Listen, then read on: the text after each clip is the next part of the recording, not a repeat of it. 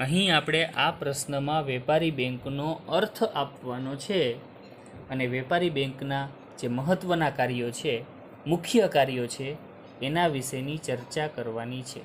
વેપારી બેંકને બીજા શબ્દમાં વાણિજ્ય બેંક પણ કહી શકાય. બોર્ડની પરીક્ષામાં આ પ્રશ્ન 2 અથવા 3 ગુણમાં પૂછાઈ શકે. જોઈએ સૌથી પહેલાં પ્રસ્તાવના. વેપારી બેંકો ધંધાદારી એકમ છે. નફો કમાવા માટેનો ધંધો કરે છે. પ્રજા પાસેથી બચત સ્વરૂપની થાપણો સ્વીકારે છે અને સાચવે છે, અને બદલામાં થાપણદારને વ્યાજ આપે છે. તેમજ જરૂરિયાતમંદ લોકોને વ્યાજ વસૂલીને નાણાં પણ ઉછીના આપે છે, અને એ રીતે વેપારી બેંકો નફો કમાય છે. થાપણદારોને ઓછું વ્યાજ આપે અને જરૂરિયાતમંદ લોકોને વ્યાજ વસૂલીને જે નાણાં ઉછીના આપવાની વાત છે એની પાસેથી વધુ વ્યાજ વસૂલવામાં આવે, અને એ રીતે વ્યાજનો જે આ ગાળો છે એ જ વેપારી બેંક માટે નફો છે. જેમ કે જે બચત ખાતેદારો હોય કે જે પોતાની બચતો વેપારી બેંકમાં જમા કરાવે છે, આવા બચત ખાતેદારોને વેપારી બેંક માત્ર 4% વ્યાજ આપે, પણ જે જરૂરિયાતમંદ લોકો વેપારી બેંક પાસેથી લોન લે છે, ધિરાણ લે છે, એની પાસેથી વેપારી બેંક 8% કે 9% વ્યાજ વસૂલે છે. તો આ જે ગાળો છે, વ્યાજનો જે આ ગાળો છે, એ જ વેપારી બેંક માટે નફો છે. એ રીતે વેપારી બેંકો ધંધાદારી એકમ છે, નફો કમાવા માટેનો ધંધો કરે છે. વેપારી બેંકનો અર્થ. સૌથી પહેલાં સામાન્ય અર્થ. આપણે આગળ જે બેંકના અર્થ જોઈ ગયા, બસ એના જેવો જ અહીં પણ અર્થ છે. જો કે વેપારી બેંકનો અર્થ પૂછાય તો આપણે આ અર્થ લખવો પડે, સામાન્ય અર્થ, અને જો બેંકનો અર્થ પૂછાય તો આપણે આગળ જે જોઈ ગયા પહેલા ક્વેશ્ચનમાં એ જ અર્થ લખવાનો. સામાન્ય અર્થ: જે બેંકો થાપણો સ્વીકારીને, ધિરાણ આપીને, આ રીતે નાણાંની હેરફેર કરીને નફો કમાવવા માટેનો ધંધો કરે એને વેપારી બેંકો કહેવાય. જે બેંકો થાપણો સ્વીકારે, ધિરાણ આપે અને આ રીતે નાણાંની હેરફેર કરે અને નફો કમાવવા માટેનો ધંધો કરે એને જ વેપારી બેંકો તરીકે ઓળખવામાં આવે. બીજો અર્થ 1949ના બેન્કિંગ કંપની ધારા મુજબનો અર્થ છે. 1949માં જે બેન્કિંગ કંપની ધારો લાગુ પડ્યો એ મુજબનો અહીં આપણે અર્થ જોવાનો છે. વેપારી બેંક એટલે એવી સંસ્થા જે બેન્કિંગ અંગેના વ્યવહારો કરે. વેપારી બેંક એટલે એવી સંસ્થા જે બેન્કિંગ અંગેના વ્યવહારો કરે, એટલે કે દેશમાં રોકાણ વધારવા માટે પ્રજાની થાપણો સ્વીકારે છે. દેશમાં રોકાણ વધારવા માટે પ્રજાની થાપણોને પ્રજા પાસે જે બચત સ્વરૂપની થાપણો છે એ પ્રજા પાસેથી સ્વીકારે છે, જે પ્રજાને એટલે કે ગ્રાહકોને જરૂર પડે ત્યારે પાછી મળી જાય, જેમાંથી ચેક, ડ્રાફ્ટ કે પે ઓર્ડર વગેરે દ્વારા ગ્રાહકો ઉપાડ પણ કરી શકે. આ જ વેપારી બેંક. વેપારી બેંક એટલે એવી સંસ્થા જે બેન્કિંગ અંગેના વ્યવહારો કરે, એટલે કે દેશમાં રોકાણ વધારવા માટે, વિકાસ પ્રક્રિયામાં રોકાણ વધારવા માટે પ્રજા પાસેથી થાપણો સ્વીકારે છે, જે પ્રજાને એટલે કે ગ્રાહકોને જરૂર હોય ત્યારે પાછી મળી જાય છે.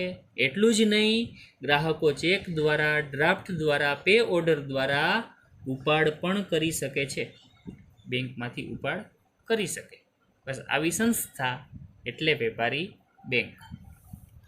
જો બોર્ડમાં એવું પૂછાય કે 1949ના બેન્કિંગ કંપની ધારા મુજબનો અર્થ આપો, તો આપણે આ અર્થ લખવો પડે કે વેપારી બેંક એટલે એવી સંસ્થા જે બેન્કિંગ અંગેના વ્યવહારો કરે, એટલે કે દેશમાં રોકાણ વધારવા માટે પ્રજાની થાપણોને સ્વીકારે, જે ગ્રાહકોને જરૂર પડે ત્યારે પાછી મળી જાય, એટલું જ નહીં, ચેક દ્વારા, ડ્રાફ્ટ દ્વારા, પે ઓર્ડર દ્વારા ઉપાડ પણ થઈ શકે.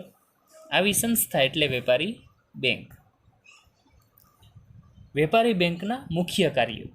વેપારી બેંકના મુખ્ય કાર્યો 5 છે.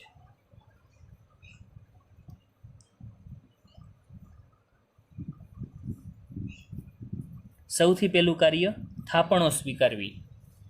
અહીં આપણે થાપણના પ્રકાર જોશું. ચાલુ ખાતાની થાપણ, બચત ખાતાની થાપણ, બાંધી મુદતની થાપણ. બીજું મહત્વનું કાર્ય વેપારી બેંકનું ધિરાણની સગવડ પૂરી પાડવી. ત્રીજું મહત્વનું કાર્ય નાણાંની ચૂકવણીઓ કરવી અને ઉપાડ માટેની સવલતો પૂરી પાડવી. ચોથું શાખ સર્જનની કામગીરી. અને પાંચમું આંતર બેન્કિંગ વ્યવહારો કરવા.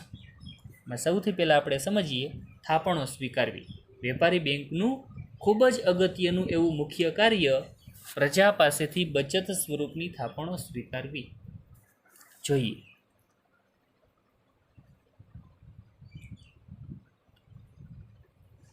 પ્રજા પાસે રહેલી બચતોને બેંક છે એ થાપણ સ્વરૂપે સ્વીકારે છે, એને સાચવે છે અને બદલામાં થાપણદારને વ્યાજ ચૂકવે છે. જેમ કે મારી પાસે બચત સ્વરૂપની રકમ હોય તો હું વેપારી બેંકમાં જમા કરાવી આવું. મારું જે બેંકમાં ખાતું છે એમાં જમા કરાવી આવું એટલે બેંક છે થાપણને સાચવી લે અને બદલામાં મને વ્યાજ આપે. આવી થાપણોના મુખ્યત્વે 3 પ્રકાર છે. ચાલુ ખાતાની થાપણ, બચત ખાતાની થાપણ અને બાંધી મુદતની થાપણ.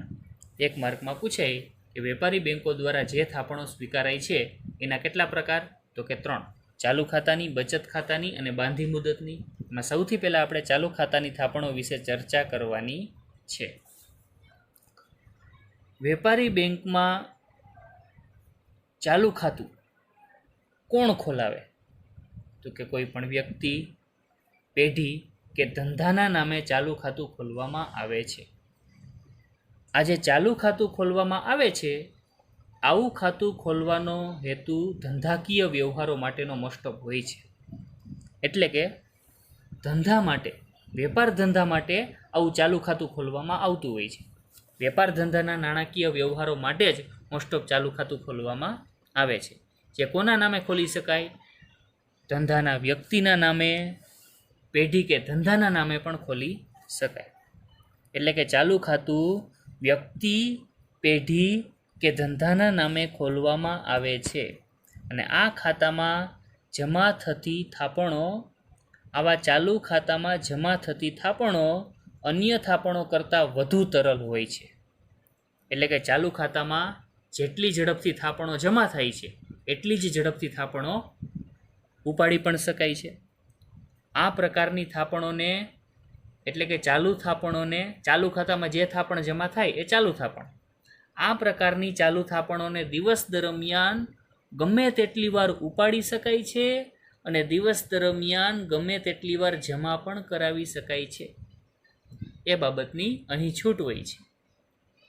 અને ધંધાકીય ટ્રાન્ઝેક્શન હોય એ તો ઘણા બધા દિવસ દરમિયાન કરવાના હોય. એટલે આ પ્રકારનું ખાતું જ ધંધાકીય એકમ માટે ખોલવામાં આવતું હોય છે કે જેમાં દિવસ દરમિયાન ગમે તેટલી વાર થાપણો જમા કરાવી શકાય અને ગમે તેટલી વાર થાપણો ઉપાડી શકાય. ચાલુ ખાતેદારને અહીં ચેકબુક મળે પણ થાપણ ઉપર વ્યાજ મળતું નથી. આવા પ્રશ્નો 1 માર્કમાં બોર્ડમાં પૂછાય. ચાલુ ખાતેદારને ચેકબુક મળશે, વ્યાજ નહીં મળે, થાપણ ઉપર વ્યાજ નહીં મળે. ઉપરાંત અમુક બેંકો ખાતેદારો પાસેથી આવા ચાલુ ખાતાની સર્વિસ માટેનો સર્વિસ ચાર્જ પણ વસૂલ કરે છે. ખાતેદારો પાસેથી અમુક વેપારી બેંકો ચાલુ ખાતાની સર્વિસ માટેનો સર્વિસ ચાર્જ પણ વસૂલ કરે છે. અને ચાલુ ખાતેદારને નિયમ મુજબ અહીં અતિરિક્ત ઉપાડ એટલે કે કેશ ક્રેડિટ સર્વિસની પણ છૂટ અપાઈ છે. કોઈપણ ધંધાકીય એકમની પ્રતિષ્ઠાને ધ્યાનમાં રાખી અહીં ચાલુ ખાતેદારને કેશ ક્રેડિટની સુવિધા અપાતી હોય છે. વધારાના ઉપાડ માટેની અતિરિક્ત એટલે કે ખાતામાં જેટલા રૂપિયા જમા હોય એના કરતાં પણ વધારે રૂપિયા ધંધાકીય એકમને ઉપાડવાની છૂટ ધંધા માટે અપાતી હોય છે. પણ એ શેને ધ્યાનમાં રાખીને? તો કે ધંધાકીય એકમની પ્રતિષ્ઠા, ધંધાકીય એકમની આર્થિક સદ્ધરતાને ધ્યાનમાં રાખીને કોઈ પણ વેપારી બેંક છે એ ચાલુ ખાતેદારને આવી કેશ ક્રેડિટ સર્વિસની છૂટ આપતી હોય છે. એક માર્કમાં પૂછાય કે કેશ ક્રેડિટ સર્વિસની અતિરિક્ત ઉપાડની છૂટ કોને મળે? તો કહેવાનું ચાલુ ખાતેદારને મળે. એટલે થાપણ સ્વીકારવી, એમાં થાપણનો પહેલો પ્રકાર ચાલુ ખાતાની થાપણ. પહેલા જ મુદ્દામાં બીજો પેટા મુદ્દો બચત ખાતાની થાપણ. થાપણના મુખ્ય પ્રકાર 3: ચાલુ ખાતાની થાપણ, બચત ખાતાની થાપણ અને બાંધી મુદતની થાપણ. એમાં આપણે સમજીએ બચત ખાતાની થાપણ. આવું બચત ખાતું સામાન્ય વ્યક્તિઓ ખોલાવતા હોય. બચત ખાતામાં વ્યક્તિઓ પોતાની ટૂંકા ગાળા માટેની બચતો રાખે છે. વ્યક્તિઓ પોતાની ટૂંકા ગાળા માટેની બચતો બચત ખાતામાં રાખે. આ ખાતેદારને જ્યારે પૈસા પાછા જોઈતા હોય ત્યારે ચેક બુક દ્વારા ઉપાડી શકે. આવું બચત ખાતું ધરાવનાર ખાતેદારને વેપારી બેંક ચેકબુક આપે. અને આવા બચત ખાતામાંથી ખાતેદારને જો રૂપિયા પાછા જોઈતા હોય તો ચેક દ્વારા સેલ્ફ ચેક લખી અને આવા ખાતામાંથી રૂપિયા ઉપાડી શકાય. ઉપરાંત વર્તમાન સમયમાં debit card, credit card, ATM વગેરે દ્વારા પણ બચત ખાતામાંથી ઉપાડ કરી શકાય. વળી બચત ખાતેદારોને આવી બચત ખાતાની થાપણો ઉપર બેંક દ્વારા વ્યાજ પણ આપવામાં આવે છે. જનરલી આ વ્યાજ 3.5% કે 4%ની આસપાસ હોય. આ ખાતામાંથી ઉપાડ કરવાના નિયમો બેંક મુજબ અલગ અલગ હોય. અહીં ખાતામાંથી દિવસ દરમિયાન ઉપાડ કરવા બાબતે અમુક બંધન હોય છે. ગમે તેટલી વાર ઉપાડ કરવાની છૂટ હોતી નથી. દિવસ દરમિયાન લિમિટેડ માત્રામાં જ ટ્રાન્ઝેક્શન થઈ શકતા હોય. એ રીતે બેંક મુજબ નિયમો અલગ અલગ હોય. એટલે કે બચત ખાતામાં વ્યક્તિઓ કેવી બચતો રાખે? એક માર્કમાં પૂછાય ટૂંકા ગાળા માટેની બચતો રાખે.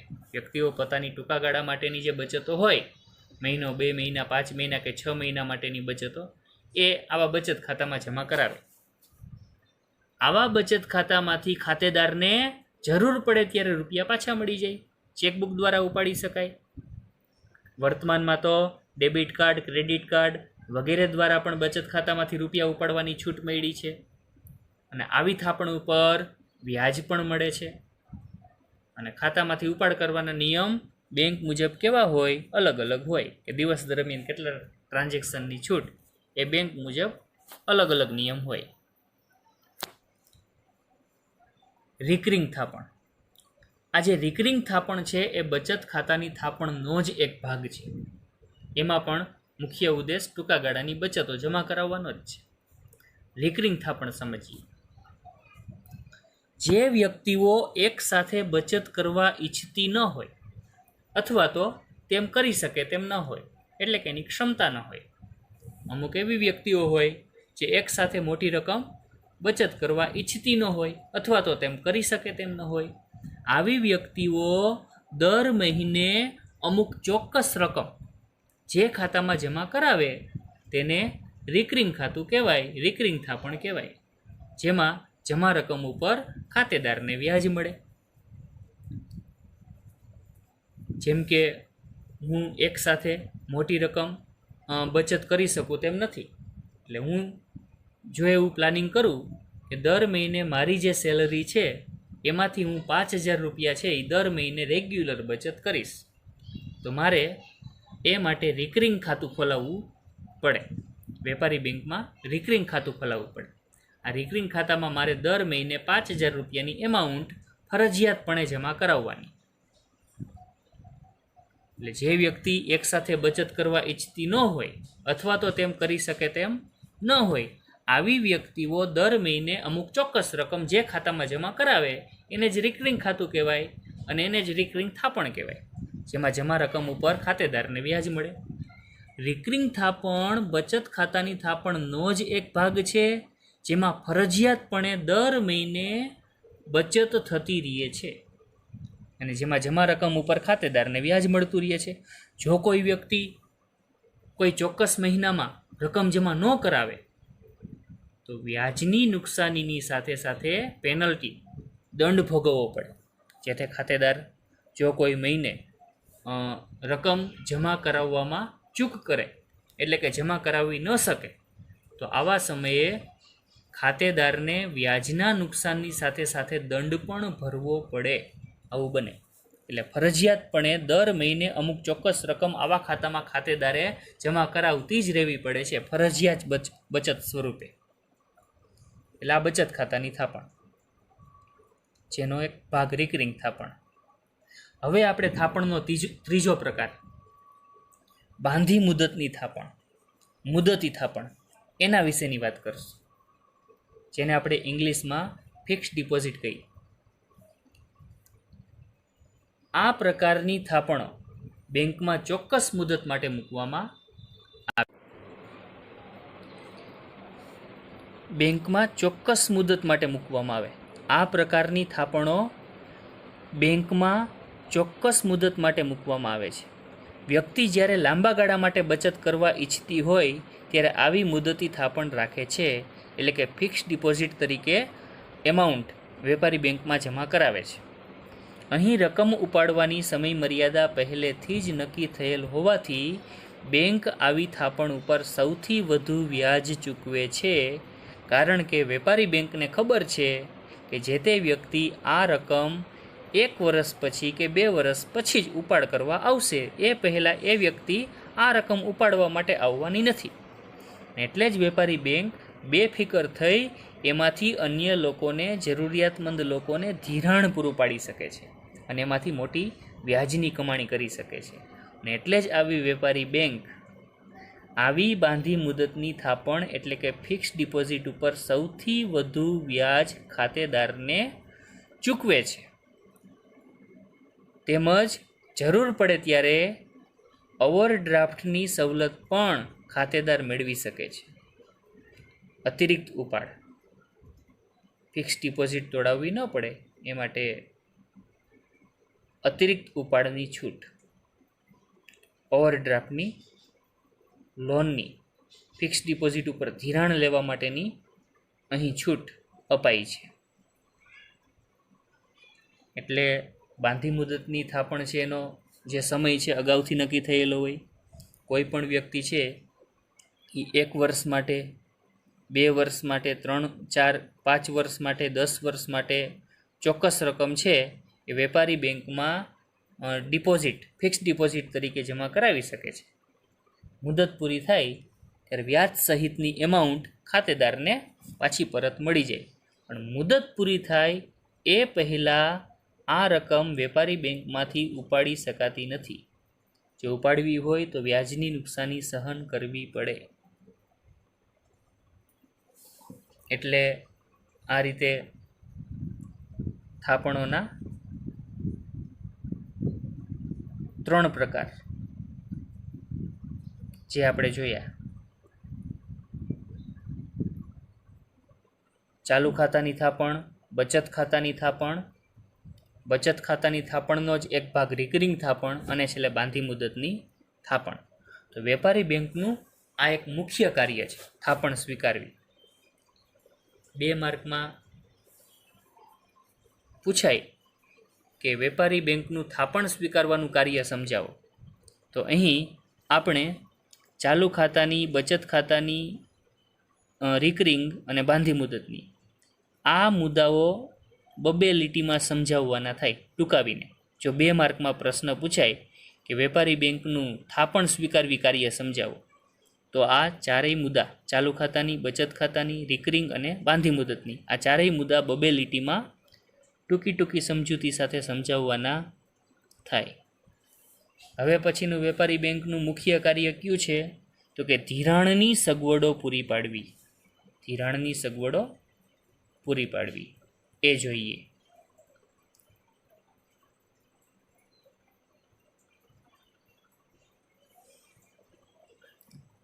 વેપારી બેંકો ધંધા માટે, રોકાણકારોની ખાનગી કારણો માટે વ્યક્તિઓની, ખેડૂતોની કે જરૂરિયાતમંદ લોકોની નાણાંની જરૂરિયાત સંતોષવા માટે વ્યાજ વસૂલીને ટૂંકા ગાળા માટે, મધ્યમ ગાળા માટે કે લાંબા ગાળા માટે ધિરાણની જરૂરિયાત સંતોષે છે. વેપારી બેન્કો ધંધા માટે રોકાણકારોની, ખાનગી કારણો માટે વ્યક્તિઓની કે પછી ખેડૂતોની કે કોઈ પણ જરૂરિયાતમંદ લોકોની નાણાંની જરૂરિયાત સંતોષવા માટે વ્યાજ વસૂલીને ટૂંકા ગાળા માટે, મધ્યમ ગાળા માટે કે લાંબા ગાળા માટે લોકોની ધિરાણની જરૂરિયાત સંતોષે છે. ધંધા માટે કોની? રોકાણકારોની નાણાંની જરૂરિયાત. ખાનગી કારણો માટે કોઈ પણ વ્યક્તિની કે ખેડૂતની નાણાંની જરૂરિયાત સંતોષે. ખેતી માટે કે જરૂરિયાતમંદ લોકોની નાણાંની જરૂરિયાત વેપારી બેંક દ્વારા સંતોષવામાં આવે છે અને વ્યાજ વસૂલીને ટૂંકા ગાળા માટે, મધ્યમ ગાળા માટે કે લાંબા ગાળા માટે ધિરાણની જરૂરિયાત સંતોષવામાં આવે છે. ધિરાણનો સમયગાળો ટૂંકા ગાળાનું ધિરાણ મોસ્ટ ઓફ 1 વર્ષ માટેનું હોય. 1 વર્ષ સુધીની લોન આપે તો એ ટૂંકા ગાળાનું ધિરાણ ગણાય. જો 1 વર્ષથી લઈ અને 5 વર્ષ માટે વેપારી બેંક દ્વારા ધિરાણ આપવામાં આવે તો એ મધ્યમ ગાળાનું ધિરાણ, અને જો 5 વર્ષથી લઈ અને 15 વર્ષ માટે કે પછી 15 વર્ષથી વધુ વર્ષો માટે વેપારી બેંક દ્વારા ધિરાણ પૂરું પાડવામાં આવે તો એ લાંબા ગાળાનું ધિરાણ ગણાય. અહીં 1 માર્કની અંદર આ સમયગાળો પૂછાય કે ટૂંકા ગાળાના ધિરાણ માટેનો સમયગાળો કેટલો? કહેવાનું 1 વર્ષ સુધી. મધ્યમ ગાળાના ધિરાણ માટેનો સમયગાળો કેટલો? 1 વર્ષથી 5 વર્ષ સુધીનો. અને લાંબા ગાળાના ધિરાણ માટેનો સમયગાળો કેટલો? તો કે 5 વર્ષથી 15 વર્ષ સુધીનો સમયગાળો એ લાંબા ગાળાના ધિરાણ માટેનો સમયગાળો. એટલે વેપારી બેન્કો જરૂરિયાતમંદ લોકોની નાણાંની જરૂરિયાતો સંતોષવા માટે વ્યાજ વસૂલીને ધિરાણ પૂરું પાડે છે. પછીનું વેપારી બેંકનું મુખ્ય કાર્ય કયું છે? નાણાંની ચૂકવણી અને ઉપાડની સવલતો પૂરી પાડવાનું કાર્ય. નાણાંની ચૂકવણી અને ઉપાડની સવલતો પૂરી પાડવાની કામગીરી. જોઈએ, બેંક ગ્રાહકોને એટલે કે ખાતેદારોને સરળતાથી નાણાંની ચૂકવણી માટેની અને ઉપાડ માટેની સવલતો પૂરી પાડે છે વિવિધ રીતે. જેમ કે ચેક દ્વારા આપણે ચેક લખી અને કોઈ પણ વ્યક્તિને નાણાકીય ચૂકવણી કરી શકીએ છીએ. તો આ ચેક સિસ્ટમ બેંકે પ્રોવાઈડ કરી. પછી ઉપાડ ચીઠ્ઠી, આપણે બેંકમાંથી નાણાં ઉપાડવા છે અને આપણી પાસે ચેકબુક નથી તો એના માટે ઉપાડ ચીઠ્ઠી લખી શકાય. એના માટેની જે આપણે પરચી ભરીએ ઉપાડ ચીઠ્ઠી, એના દ્વારા પણ બેંકમાંથી આપણે નાણાં ઉપાડી શકીએ છીએ અને અન્યને ચૂકવી શકીએ છીએ. ડ્રાફ્ટ એટલે કે બેંક ડ્રાફ્ટ.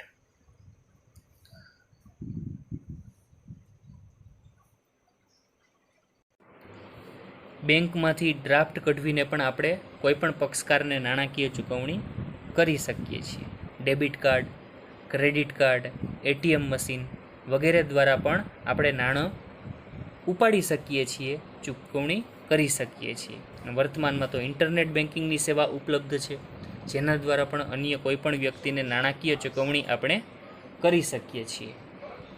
ઇન્ટરનેટ બેન્કિંગની સુવિધાનો ઉપયોગ કરીને મોબાઈલમાં આપણે ફંડ ટ્રાન્સફર કરીએ છીએ. તો આ રીતની તમામ ફેસિલિટી વેપારી બેન્કો પોતાના ખાતેદારોને પૂરી પાડે છે.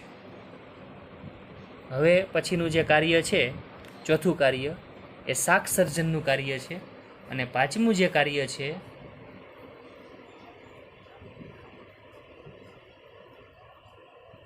આંતર બેન્કિંગ વ્યવહાર કરવા. આ બંને મુદ્દા હવે પછીના વિડીયોમાં સમજીશું. એટલે કે આ પ્રશ્નને આપણે 2 ભાગમાં વહેંચીએ. પહેલો ભાગ પૂરો, બીજા ભાગનો જે વિડીયો બને એમાં પછીના 2 મુદ્દાની ચર્ચા કરશું. બધા જ વિદ્યાર્થી મિત્રોએ આ પ્રશ્ન જેના 3 મુદ્દા જે આપણે આજે સમજ્યા છીએ, થાપણ સ્વીકારવાનું કાર્ય, ધિરાણની સગવડ પૂરી પાડવાનું કાર્ય અને ત્રીજું કાર્ય કયું તો કે નાણાંની ચૂકવણી અને ઉપાડની સવલતો પૂરી પાડવાનું કાર્ય. આ ત્રણેય મુદ્દા અર્થશાસ્ત્રની પાકી બુકમાં લખી અને પાકા કરવાના રહેશે. જય શ્રી કૃષ્ણ.